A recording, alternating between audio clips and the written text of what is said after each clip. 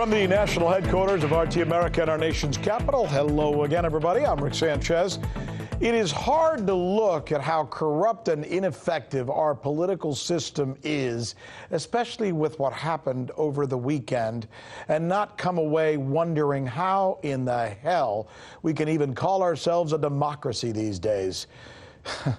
We're going to tackle this hard-hitting and very controversial question. This is something you don't want to miss. But we're going to begin with this image. You see that right there? That is an image of the Chinese military doing mock drills. They're training so they can be ready to take on rioters in Hong Kong if need be.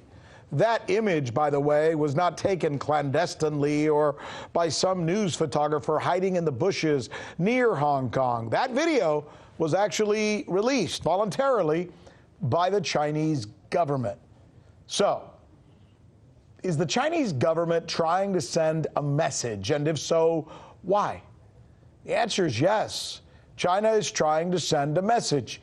As to why, well, that, interestingly enough, has to do with the Trump administration's public hostility toward China and the ongoing war of words between our two countries.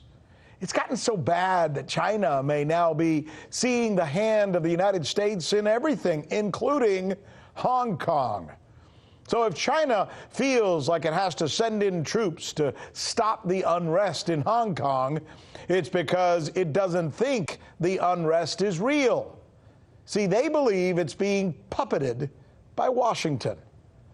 Listen to what the spokesperson for the Foreign Ministry of China said today, this morning, quote, "As you all know, they," talking about Hong Kong, "are somehow the work of the U.S." Hua Chunying went on to say that China would never allow any foreign forces to interfere in the city. Then, in a stern message to the Trump administration, which seems very direct, she warned, "Those who play with fire will only get themselves burned." It's a heck of a message from China today. It's important to note that the only evidence that Washington is really orchestrating this Hong Kong protests centers on two areas. That pro-Western groups with ties to the CIA are reportedly funding the protests and the protesters, and two, that most of the protest, including their signage, the signs, is in English, interestingly enough, which to the Chinese makes absolutely no sense. Is it nailed down that Washington is orchestrating the protest? No. But because the Trump administration has been so hostile with China, that may be all that China needs as its justification to send in troops.